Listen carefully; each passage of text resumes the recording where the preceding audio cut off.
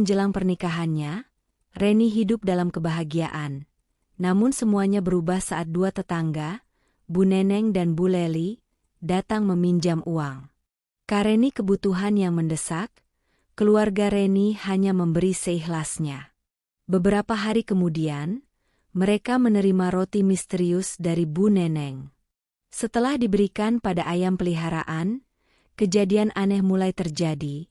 Ayam bersuara aneh, lalu mati. Gangguan gaib terus menghantui keluarga Reni. Saat meminta bantuan ustadz, mereka terungkap nyaris dijadikan tumbal pesugihan Kareni menolak pinjaman. Bagaimana kisahnya? Tonton dan simak cerita menarik dalam video berikut ini. Pagi itu, sinar matahari menyelinap masuk melalui celah tirai jendela kamar Reni. Ia terbangun dengan senyum yang tak bisa disembunyikan. Di meja belajarnya, kalender kecil berwarna pastel sudah penuh dengan coretan dan lingkaran merah.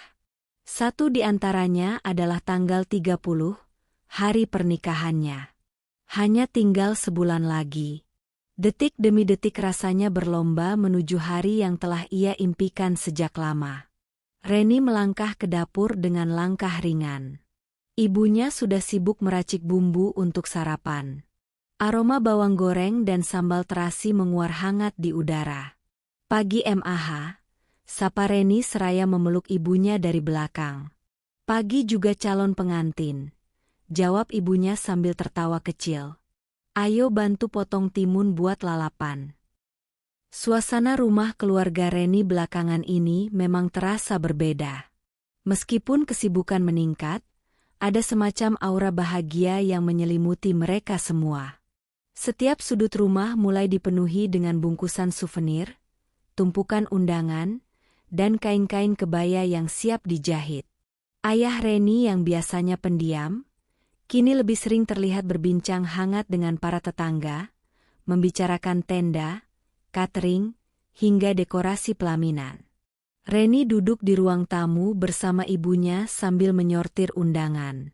Suara dentingan sendok dari dapur, tawa kecil adik bungsunya yang sedang menonton kartun, dan obrolan ringan tentang gaun pengantin menjadi musik latar yang mengiringi hari-hari mereka. Sesekali, Reni membuka ponselnya untuk membalas pesan dari calon suaminya, Arya. Lelaki yang telah dikenalnya sejak kuliah itu adalah sosok yang penyabar dan bertanggung jawab. Mereka sudah merencanakan pernikahan ini selama setahun terakhir. Dan akhirnya, waktu yang mereka tunggu semakin dekat. Undangan untuk Bu Neneng dan Bu Leli mau disampaikan sekarang atau nanti sore? Tanya Reni sambil menoleh ke ibunya. Nanti sore saja, sekalian mampir ke rumah Pak RT. Sekarang Mama mau ke pasar dulu. Kamu mandi ya? Nanti kita beli kain untuk seragam keluarga juga. Reni mengangguk, matanya kembali melirik kalender. Ia mencoret satu tanggal lagi. Rasanya seperti menghitung mundur ke sebuah kehidupan baru. Ada rasa deg-degan, tapi lebih banyak rasa syukur dan haru. Sore harinya, Reni dan ibunya berjalan menyusuri gang menuju rumah Bu Neneng. Rumah itu terletak di ujung jalan kecil, agak terpencil, tapi tetap bersih dan rapi. Bu Neneng adalah tetangga lama yang dikenal cukup cerewet tapi baik hati. Sementara Bu Leli tinggal tak jauh dari situ, mereka berdua memang dikenal sangat dekat. Sesampainya di rumah Bu Neneng, mereka disambut dengan senyum ramah seperti biasa. Reni menyerahkan undangan sambil sesekali berbasa-basi. Wah, alhamdulillah. Reni mau menikah juga akhirnya, ujar Bu Neneng sambil mengangguk-angguk. Semoga lancar semua persiapannya ya nak. Iya Bu. Mohon doanya juga ya, jawab Reni dengan sopan. Obrolan tak berlangsung lama. Setelah itu mereka pamit untuk melanjutkan ke rumah Pak RT. Di perjalanan pulang, Reni sempat berkata pada ibunya bahwa Bu Neneng tampak sedikit berbeda hari ini. Seolah matanya menyimpan sesuatu yang tak terucapkan. Ah, mungkin cuma perasaanmu saja, kata ibunya enteng. Bu Neneng kan memang suka kelihatan serius walau hatinya baik. Namun Reni tak sepenuhnya yakin. Ada sesuatu dalam tatapan mata Bu Neneng yang membuat bulu kuduknya sedikit meremang. Malam itu, Reni duduk di kamarnya, mencoba menyelesaikan playlist lagu untuk resepsi. Ia memilih lagu-lagu penuh harapan, tentang cinta yang sederhana, tentang rumah, tentang perjalanan dua orang manusia yang saling melengkapi. Di luar, hujan turun perlahan. Seperti irama doa yang menetes dari langit, membasahi bumi dengan berkah. Reni menatap langit-langit kamar, membayangkan hari itu, saat ia bersanding di pelaminan, diiringi musik, senyum, dan air mata bahagia. Tak ada yang tahu bahwa kebahagiaan yang ia rasakan hari itu adalah permulaan dari badai panjang yang akan mengguncang keluarganya. Hari-hari indah menjelang pernikahan akan segera berubah menjadi malam-malam penuh ketakutan. Tapi untuk saat ini, Reni belum tahu apa-apa. Ia hanya seorang gadis yang sedang menghitung hari menuju mimpinya. Hari itu matahari bersinar cerah, tapi udara terasa sedikit lebih panas dari biasanya. Reni baru saja selesai mencoba gaun pengantinnya di rumah penjahit. Hatinya senang bukan main. Gaun berwarna putih gading dengan hiasan renda di lengan dan leher itu terlihat sangat pas di tubuhnya. Saat mematut diri di cermin tadi, Reni hampir tak percaya bahwa sebentar lagi ia akan benar-benar menjadi pengantin. Sesampainya di rumah, ia langsung disambut oleh aroma kue yang sedang dipanggang ibunya. Rumah mereka memang nyaris tak pernah sepi belakangan ini. Para saudara silih berganti datang membantu persiapan. Beberapa ibu-ibu tetangga pun kerap mampir, sekadar melihat-lihat atau menyumbang ide soal dekorasi dan makanan. Namun sore itu, dua tamu yang datang terasa sedikit berbeda. Sekitar pukul 4, terdengar suara orang memberi salam dari depan pagar. Reni mengintip dari balik tirai, dan melihat dua sosok perempuan yang sudah sangat ia kenal, Bu Neneng dan Bu Leli. "Oh, itu Bu Neneng sama Bu Leli," ujar Reni kepada ibunya yang sedang menuang adonan ke loyang. "Mau aku bukain pintu MAH?" "Iya silakan. Mungkin mau kasih ide buat souvenir tuh," jawab ibunya sambil tertawa kecil. Reni membuka pintu dan mempersilakan mereka masuk. Bu Neneng mengenakan daster biru tua dengan motif bunga-bunga besar, sementara Bu Leli mengenakan kerudung abu yang agak lusuh. Keduanya duduk di ruang tamu, dan seperti biasa, berbasa-basi dengan obrolan ringan tentang persiapan pernikahan. "Wah, udah tinggal sebulan ya Ren. Enggak kerasa. Kapan dulu kamu masih kecil loh?" kata Bu Neneng sambil mengelus lengan Reni. "Iya Bu. Nggak nyangka juga saya. Mohon doanya ya, semoga lancar semuanya." Obrolan berlangsung sekitar 10 menit dengan suasana yang tampak biasa saja. Namun perlahan, arah pembicaraan mulai bergeser.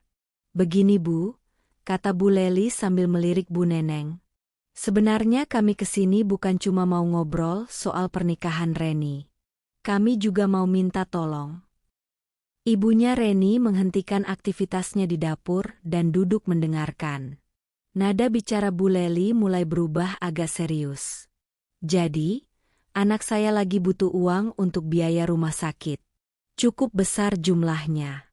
Kami sudah pinjam ke sana-sini, tapi belum cukup juga. Apa ibu bisa bantu?" Reni dan ibunya saling pandang. Mereka tak ingin berburuk sangka, namun situasinya memang sulit. Persiapan pernikahan benar-benar menyita dana keluarga mereka. Tabungan sudah habis-habisan. Bahkan ada beberapa kebutuhan yang belum sepenuhnya terpenuhi. "Maaf ya, Bu Neneng, Bu Leli," Ibu Reni membuka suara dengan hati-hati. "Kami bukannya nggak mau bantu. Tapi benar-benar lagi banyak pengeluaran. Kami cuma bisa bantu sedikit, seikhlasnya. Semoga bisa meringankan, walau nggak banyak." Bu Neneng mengerutkan keningnya sebentar, lalu tersenyum tipis. "Iya Bu, kami paham kok. Makasih ya. Bu Leli hanya mengangguk singkat, tapi matanya tak menatap langsung. Reni merasakan perubahan suasana yang mendadak dingin. Senyum yang sebelumnya ramah, kini terasa hambar. Obrolan pun segera diakhiri. Mereka pamit dan berlalu tanpa banyak kata. Setelah pintu ditutup, Reni masih berdiri di ambang ruang tamu, memandangi langkah kaki mereka yang menjauh. "MAH, tadi Bu Neneng kayak, nggak seneng ya?" bisik Reni. Ibunya menghela napas. "Ya mungkin mereka kecewa, tapi kita juga nggak bisa maksain diri kan." Reni mengangguk pelan. Tapi perasaannya mulai tak enak. Ada aura berat yang tertinggal di ruang tamu itu, seolah sesuatu telah berubah. Seolah niat baik yang tidak mampu dipenuhi malah berubah menjadi sumber luka bagi yang lain.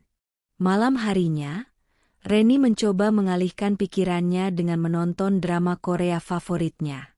Tapi pikirannya terus melayang pada wajah Bu Neneng yang menatap kosong, dan bibir Bu Leli yang mengatup rapat dengan raut kesal yang tak tersembunyi. Beberapa kali, ia terbangun karena mimpi aneh. Dalam mimpinya, ada dua sosok perempuan berdiri di depan rumahnya, membawa sesuatu dalam bungkusan putih. Ketika dibuka, bungkusan itu berisi ayam yang tak bernyawa, dengan mata terbuka lebar. Reni terbangun dengan tubuh berkeringat dan napas memburu. Ia mengusap wajahnya dan mencoba menenangkan diri. "Mimpi aja, cuma mimpi," bisiknya sendiri. Namun jauh di dalam hatinya, ia tahu, ini bukan sekadar mimpi. Itu adalah peringatan pertama. 3 hari berlalu sejak kunjungan Bu Neneng dan Bu Leli ke rumah Reni. Keluarga Reni mulai kembali tenggelam dalam rutinitas persiapan pernikahan. Meskipun percakapan sore itu masih melekat di benak Reni dan ibunya, mereka mencoba mengabaikannya. Mereka memilih berpikir positif. Mungkin Bu Neneng dan Bu Leli hanya kecewa sebentar dan akan melupakan kejadian itu. Namun, ketenangan itu tidak bertahan lama. Pagi itu, sekitar pukul 10, Bu Neneng datang lagi. Kali ini ia tidak bersama Bu Leli, dan tidak banyak basa-basi seperti biasanya. Ia berdiri di depan pintu dengan senyum lebar, membawa sebungkus plastik bening berisi 5 potong roti sobek berwarna coklat muda. Roti itu tampak lembut dan menggugah selera. "Ini, Reni, buat kamu dan keluarga. Ibu bikin sendiri. Sekadar oleh-oleh, nggak seberapa," kata Bu Neneng sambil menyerahkan bungkusan itu. Reni menyambutnya dengan ragu. Dalam hatinya, ada rasa tidak nyaman, namun ia tetap tersenyum sopan. "Wah, terima kasih Bu. Repot-repot banget." "Ah, nggak apa-apa. Saya cuma mau silaturahmi lagi. Semoga pernikahannya lancar ya." Tanpa banyak percakapan, Bu Neneng pun pamit. Reni masuk ke dalam membawa bungkusan roti itu, dan menyerahkannya ke ibunya yang sedang menyapu di dapur. "Bu Neneng ngasih roti MAH," ucap Reni pelan. Ibunya menerima bungkusan itu, mengamatinya sejenak. Wajahnya berubah sedikit tegang. "Roti bikinan sendiri katanya?" tanya ibunya. "Iya." Ibu Reni membuka plastiknya perlahan. Tidak ada bau aneh. Tampak seperti roti biasa. Tapi entah kenapa, insting keibuannya menjerit ada sesuatu yang tidak beres. Tanpa berkata apa-apa, ia menutup kembali bungkusan itu dan melangkah ke halaman belakang rumah, tempat kandang ayam keluarga mereka berada. Ia memanggil suaminya yang sedang duduk di beranda. "Pak, saya nggak enak hati. Roti ini rasanya, jangan dimakan dulu. Gimana kalau kita kasih ke ayam saja?" Ayah Reni mengangguk, meski terlihat bingung. Ia tahu, istrinya tidak mudah suzon. Tapi jika nalurinya bilang ada yang tidak beres, biasanya memang begitu adanya.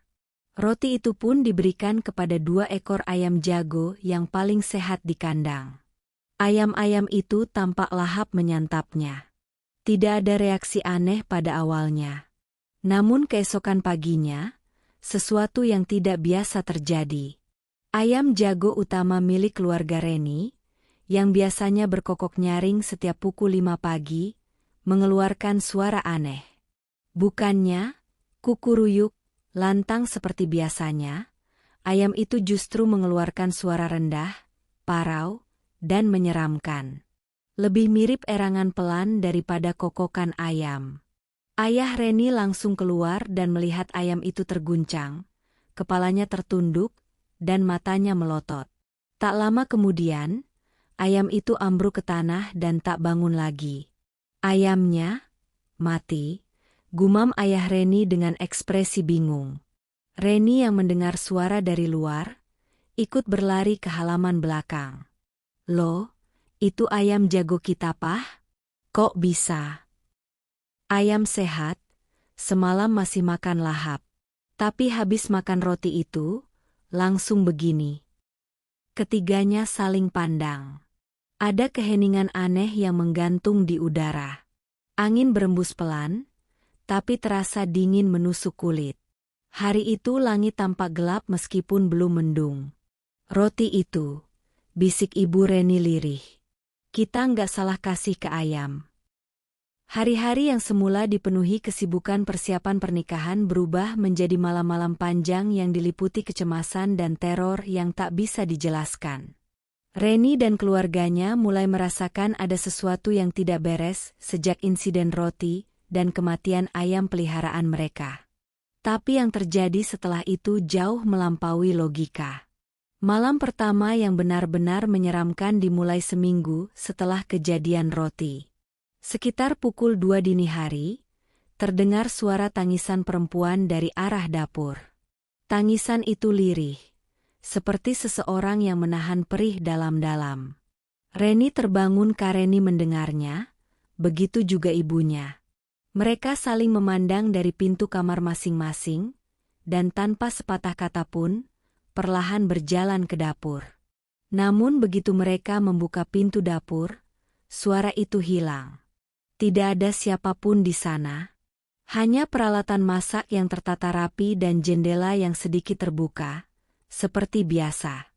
Mungkin cuma angin, bisik ibunya, meskipun nada suaranya terdengar goyah. Namun suara itu kembali malam berikutnya, dan malam-malam selanjutnya. Kadang tangisan, kadang suara orang tertawa, tertawa kecil yang tidak wajar, serak dan parau, seperti suara seseorang yang menyembunyikan kemarahan. Puncaknya adalah ketika adik Reni, Dimas, yang baru berusia 7 tahun, mendadak demam tinggi dan menggigil hebat setelah mengaku melihat perempuan berambut panjang duduk di sudut kamar mereka. Dimas bilang, perempuan itu hanya diam dan menatap ke arahnya tanpa berkedip. Aku tutup mata, tapi dia tetap ada, kata Dimas lirih sambil meringkuk di pangkuan ibunya. Kejadian-kejadian aneh mulai muncul tanpa henti. Lampu rumah yang sering padam sendiri, bau busuk menyengat yang muncul tiba-tiba di kamar tidur Reni, hingga cermin kamar mandi yang retak tanpa sebab. Pernah satu kali, Reni melihat bayangan hitam tinggi berdiri di belakangnya saat ia sedang bercermin. Tapi saat ia menoleh, tak ada siapapun. Di ruang tamu, foto pertunangan Reni dan Arya yang semula digantung rapi, tiba-tiba jatuh ke lantai. Kaca bingkainya pecah, dan anehnya, hanya wajah Reni yang robek, seolah dicakar oleh kuku tajam. Mereka mencoba memperbaikinya, tapi keesokan harinya, foto itu kembali jatuh, dengan kerusakan yang sama. Ketakutan mulai menggerogoti mental seluruh anggota keluarga. Reni yang biasanya ceria dan sibuk dengan persiapan pernikahan, kini tampak murung dan sering melamun. Bahkan saat Arya datang untuk membantu, Reni tampak enggan bicara banyak. Ia merasa ada sesuatu yang mengawasinya setiap saat, bahkan ketika ia sedang bersama orang lain.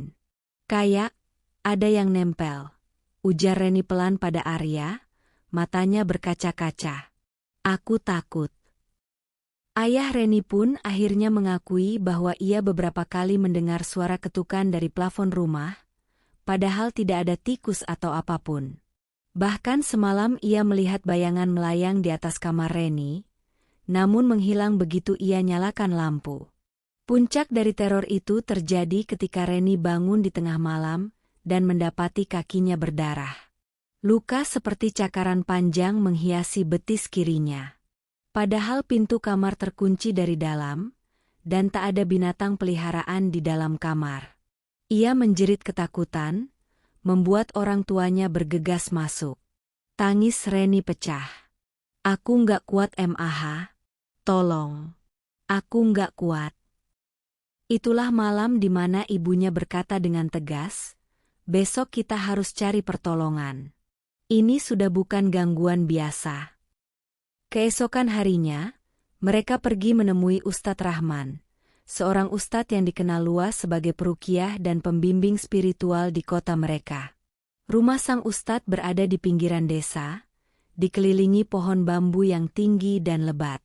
Meski sederhana, suasana rumah itu terasa sejuk dan damai, berbanding terbalik dengan kegelisahan yang telah menyelimuti hati keluarga Reni selama 2 minggu terakhir. Setelah mendengar seluruh cerita dari awal hingga akhir, Ustadz Rahman terdiam cukup lama. Ia menatap Reni dan kedua orang tuanya dengan pandangan berat. "Alhamdulillah kalian datang ke sini tidak terlambat," ujar Ustadz Rahman pelan. "Kalau kalian menunggu lebih lama lagi, saya khawatir yang jadi korban bukan ayam, tapi salah satu dari kalian." Ustadz itu menghela napas panjang, lalu melanjutkan, "Kalian nyaris dijadikan tumbal. Gangguan ini bukan karena jin iseng. Ini ada campur tangan manusia yang menyimpan dendam dan menggunakan ilmu hitam." "Bu Neneng dan Bu Leli?" tanya Ibu Reni dengan suara tercekat. Ustadz Rahman tidak menjawab secara langsung. Ia hanya memejamkan mata dan berkata, "Yang datang ke rumah kalian bukan hanya membawa roti, tapi membawa niat jahat, yang dibungkus rapi oleh rasa sakit hati." Usai mendengar penjelasan Ustadz Rahman, suasana di ruang tamu yang sederhana itu mendadak berubah menjadi mencekam. Reni menggenggam tangan ibunya erat-erat. Tangannya dingin, wajahnya pucat. Sementara ayahnya menunduk, menahan emosi yang bergelora, antara marah, takut, dan merasa gagal melindungi keluarganya. "Lalu, apa yang harus kami lakukan Ustadz?" Suara ayah Reni serak. Ustadz Rahman menatap mereka bergantian. "Pertama, kita akan lakukan ruqyah. Bukan hanya untuk Reni, tapi untuk seluruh rumah dan semua anggota keluarga. Kita perlu bersihkan semuanya dari gangguan makhluk yang sengaja dikirim. Setelah itu, kalian harus perbanyak zikir dan ibadah. Jangan lengah. Gangguan seperti ini tidak hilang hanya dalam sehari." Tanpa membuang waktu, Ustadz Rahman meminta Reni duduk bersila di tengah ruangan. Ia mengeluarkan air mineral yang sudah dibacakan doa dan meletakkannya di hadapan Reni. Lalu ia membuka mushaf Al-Quran dan mulai membaca ayat-ayat ruqyah dengan suara lantang dan mantap. Awalnya, Reni hanya menunduk. Namun setelah beberapa menit, tubuhnya mulai gemetar. Nafasnya memburu. Matanya terpejam kuat, alisnya berkerut menahan sesuatu. Tangan kirinya mengepal, dan tiba-tiba tubuhnya terlempar ke belakang seolah didorong kekuatan tak kasat mata. Ibunya menjerit kecil, tapi Ustadz Rahman memberi isyarat untuk tetap tenang. "Lanjutkan bacaannya," ucapnya pada asistennya yang juga ikut mendampingi. Lantunan ayat suci terus menggema di dalam rumah. Reni mulai merintih. Tapi suaranya berubah. Bukan lagi suara perempuan muda, melainkan suara berat, dalam, nyaris seperti suara laki-laki. Dari mulutnya keluar kata-kata yang tidak jelas, seperti menggerutu dalam bahasa asing. Tubuhnya berguling, lalu tertawa, keras dan panjang. "Akhirnya, kalian tahu juga, sudah terlambat. Terlambat, Suara itu menggelegar, menggetarkan ruangan. Ustadz Rahman menoleh cepat. Bukan terlambat. Justru ini waktunya. Kamu harus keluar. Dengan suara lebih lantang, ia membaca ayat kursi berulang-ulang, menepuk-nepuk lantai tempat Reni berbaring, sambil menyiramkan sedikit air ruqyah ke wajah dan tangan Reni. Asistennya membacakan ayat dari surah Al-Baqarah. Suara-suara aneh dari mulut Reni perlahan melemah. Tubuhnya mengejang, lalu menegang, dan tiba-tiba terdiam. Nafas Reni terengah-engah, matanya kembali terbuka, penuh air mata. "Sudah Ustadz?" bisik ibunya. Untuk sekarang, makhluk itu sudah keluar dari tubuh Reni. Tapi gangguannya belum selesai. "Kita masih harus membersihkan rumahnya," jawab Ustadz Rahman dengan nada tenang, tapi serius. Ustadz lalu meminta izin untuk keliling rumah. Ia membacakan doa-doa tertentu sambil menyiramkan air ruqyah di setiap sudut ruangan, dari kamar tidur sampai ke halaman belakang. Di tempat ayam mereka mati, Ustadz berhenti lebih lama. Ia menunduk, menancapkan tongkat kecil dari kayu cendana, lalu membaca ayat-ayat pendek. Tempat ini paling kuat energinya. Disinilah awalnya. Roti itu, benda perantara yang sudah dirapal dengan niat jahat. Ayam yang memakannya menjadi korban pertama. Dan dari sanalah pintu terbuka, katanya lirih. Usai penyucian rumah, Ustadz memberi beberapa nasihat. Mulai malam ini, jangan tinggalkan sholat. Perbanyak zikir. Jangan biarkan rumah kosong dari bacaan Al-Quran. Dan kalian harus maafkan mereka, Bu Neneng dan Bu Leli. Rasa sakit hati kalian bisa jadi pintu balik bagi mereka untuk terus menyerang. Reni mengangguk pelan. Meski hatinya masih dipenuhi ketakutan, ia tahu jalan keluar dari semua ini bukan dengan membalas, tapi dengan memutus rantai dendam dan niat buruk. "Maaf Ustadz, tapi kenapa mereka begitu tega?" tanya Reni lirih. Kareni manusia kalau sudah ditutup hatinya oleh sakit hati dan keinginan dunia, bisa lebih jahat dari jin. Bu Neneng dan Bu Leli merasa dihina, merasa direndahkan. Mereka datang bukan semata ingin pinjam uang, tapi ingin menguji kalian. Dan saat kalian hanya memberi sedikit, itu cukup untuk membakar dendam di hati mereka. Dendam yang mereka salurkan lewat jalan pesugihan. "Pesugihan?" bisik Ibu Reni ngeri. "Ya, kalian nyaris dijadikan tumbal." Suasana mendadak hening. Kata itu, tumbal, terasa menggema dalam dada mereka. Malam itu, Reni dan keluarganya tidur dengan tubuh lelah, tapi hati yang mulai merasa ringan. Untuk pertama kalinya dalam 2 minggu, tidak ada suara ketukan. Tidak ada tangisan. Tidak ada bayangan hitam di pojok kamar. Namun, meski gangguan menghilang, firasat buruk belum sepenuhnya pergi. Karena mereka belum tahu, sesuatu akan terjadi. Sejak ruqyah dan pembersihan rumah dilakukan oleh Ustadz Rahman, gangguan-gangguan aneh yang sempat mencekam rumah Reni perlahan lenyap. Malam-malam yang semula penuh jeritan, tangisan gaib, dan ketukan misterius kini berganti menjadi malam yang tenang.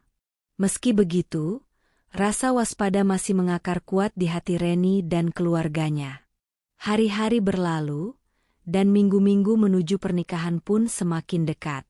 Reni mencoba mengembalikan semangatnya, kembali mengurus undangan yang sempat tertunda, mengecek kembali dekorasi, bahkan fitting kebaya bersama Arya. Tapi tetap saja, meski semuanya tampak normal, ada firasat ganjil yang menggantung di udara. Semacam keheningan sebelum badai. 3 hari menjelang hari pernikahan, sebuah kabar mengejutkan datang ke rumah mereka. Pagi itu, Reni sedang duduk di ruang tamu, menyortir souvenir pernikahan, ketika tetangga depan rumah, Bu Lastri, datang dengan wajah pucat pasi. Nafasnya tersengal, matanya membelalak, seperti habis melihat sesuatu yang amat mengerikan. Bu Neneng, meninggal, katanya terbata. Ibu Reni yang sedang di dapur langsung keluar. Innalillahi, kapan? Barusan. Ditemukan anaknya sudah tak bernyawa di kamarnya. Katanya dari semalam Bu Neneng nggak keluar kamar. Dikiranya sakit, tapi pas dibuka, tubuhnya udah dingin, matanya melotot, lidahnya terjulur. Kayak dicekik sesuatu. Berita itu membuat seluruh warga sekitar geger.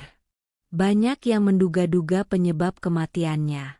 Ada yang bilang jantung, ada pula yang percaya kematian itu tidak wajar. Apalagi, 2 minggu sebelumnya, Bu Neneng tampak sehat dan masih sempat keliling kampung. Bahkan tersenyum lebar saat berpapasan dengan beberapa tetangga. Namun yang membuat Reni tercekat bukanlah karena kematian itu semata. Melainkan karena malam sebelumnya, ia bermimpi didatangi sosok perempuan tua dengan wajah hitam legam dan mata melotot.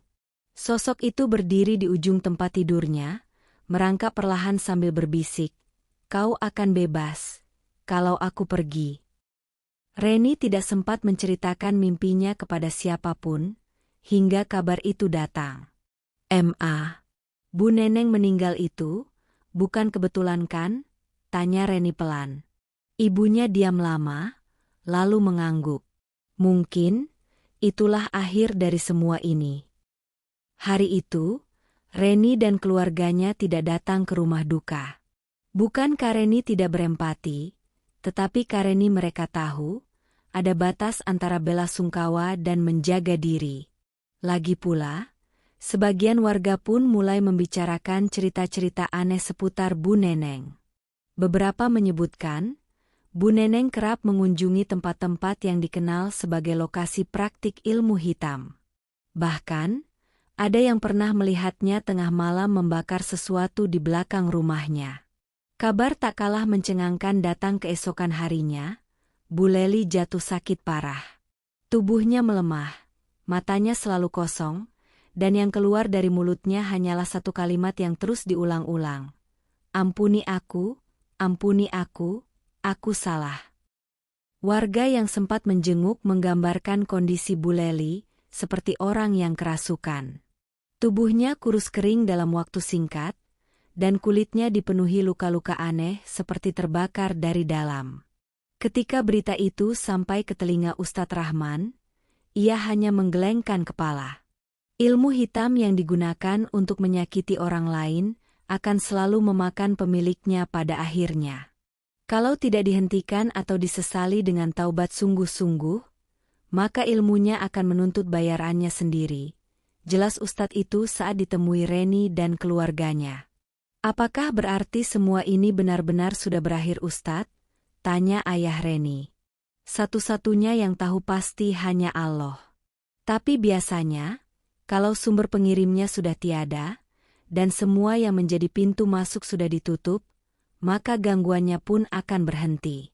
Namun kalian tetap harus waspada. Jangan berhenti beribadah, dan jangan biarkan rumah kalian kosong dari ayat-ayat suci.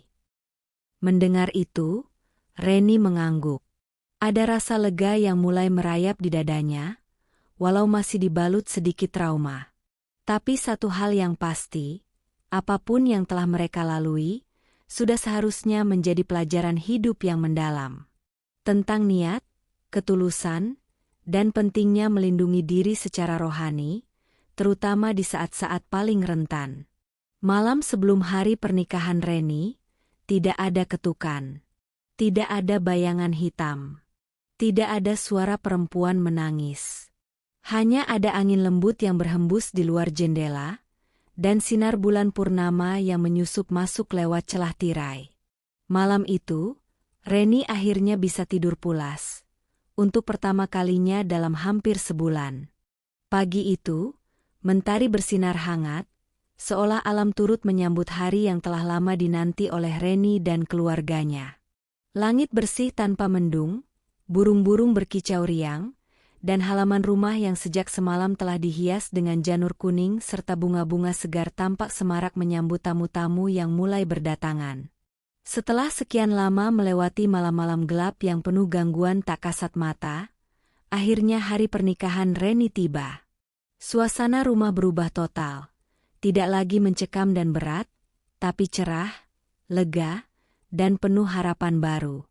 Reni duduk di ruang rias dengan kebaya putih keemasan, riasan lembut menghiasi wajahnya.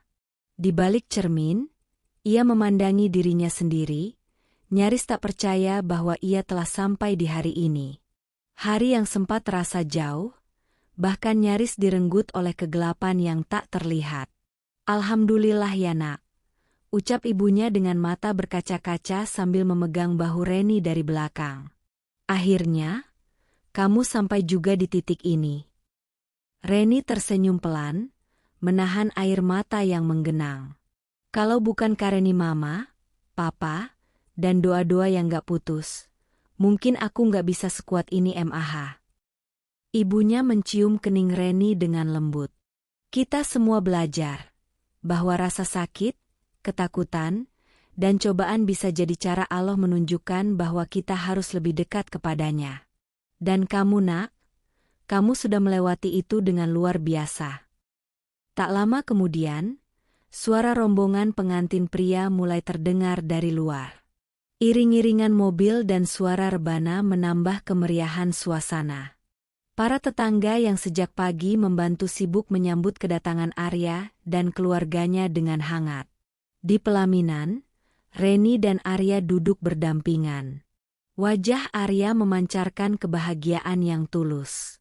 Ia menatap Reni dengan mata yang teduh, menggenggam tangan istrinya dengan erat seolah berjanji bahwa mulai hari ini, apapun yang terjadi, mereka akan hadapi bersama. Pernikahan berjalan lancar. Doa-doa mengalir dari para tamu, senyuman menghiasi wajah semua yang hadir. Tidak ada kejadian janggal, tidak ada rasa tidak enak di dada, tidak ada bisikan asing seperti yang dulu sering menghantui. Usai resepsi, keluarga inti berkumpul di ruang tamu. Satu persatu mereka menyalami Reni dan Arya, memberi restu dan pelukan hangat. Ustadz Rahman pun datang sebagai tamu kehormatan. Saat ia bersalaman dengan Reni dan Arya, ia berkata pelan tapi penuh makna.